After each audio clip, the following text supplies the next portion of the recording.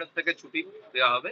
তা নিয়ে তৃণমূলপন্থী আইনজীবীরা অনেকে প্রশ্ন তুলছেন যে রামনবমীতে হঠাৎ করে কি প্রয়োজন। রামে তো তাদের তৃণমূলের সুপ্রিমোর রাম শব্দটা নিয়ে অ্যালার্জি আছে। রাম কথাটা বললে তিনি গাড়ি থামিয়ে নেমে কে বললো করে ধরতে যেতেন, আমরা দেখেছিলাম আগে।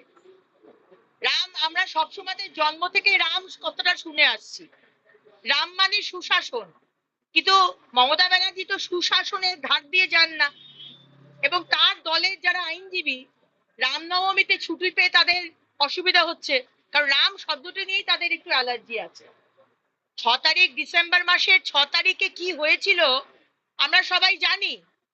ছুটিটা কেন দেওয়া হলো মাননীয় অধ্যক্ষ মহোদয় কালকে বলতে পারলেন না, ডেপুটি অধ্যক্ষ মহোদয়ও বলতে পারছেন না। কি অবস্থা! আরে ছুটিটা কেন দিচ্ছেন সেটা তো বলবেন। কিসের ছুটি? 6 ডিসেম্বর কেন ছুটি দিলেন?